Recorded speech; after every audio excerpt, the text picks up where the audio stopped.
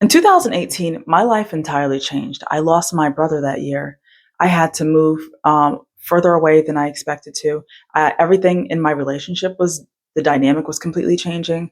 My children were starting school at that point. They were starting like preschool, daycare, and stuff like that. I consider that school. But anyway, it was a lot of different changes all at once. My own struggles were happening at the same time, my own identity struggles. And I didn't know where I stood in a lot of different places, but I did learn at the end of all of that that I had to learn how to be a different leader. I had to take a leadership of my life because there was nothing that was going to be a clear cut pathway that was like, okay, you're going to do this next, and you're going to do this, and you're going to do that. I had to figure out how to get off of state assistance in 2018. It was very hard for me. And I had to figure that out while I was going through graduate school and trying to better my education. It was a lot of different dynamics. I had to figure out systems for my household, how to manage my household while my son, when I was in graduate school, he was 18 months old. It was a lot of dynamic change for our family.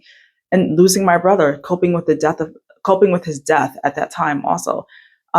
Grief is a strange thing. It just never really changed for me. It was always kind of still there.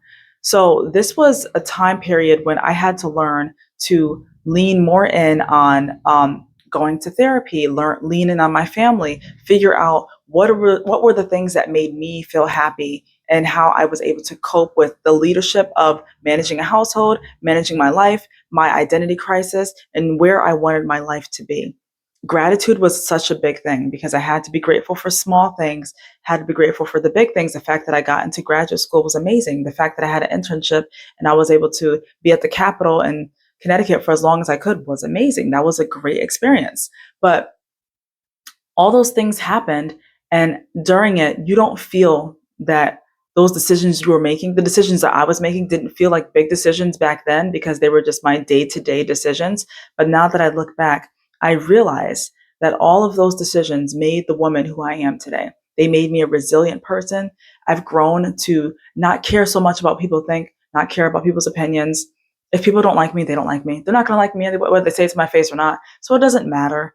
I need to not worry so much about expressing my opinion openly and honestly on social media. When I first started my first candle business, because I dissolved the first one because I worried so much about people's opinions. But then I started my second one, and I'm so glad I started my second one. My first business, I remember caring too much about what people thought, their opinions, not the customers, other people's opinions who just wanted to downplay what I was doing and make me feel inadequate and that I didn't really matter and what I was trying to do in my business was insignificant and that my opinions didn't matter. None of that was even true.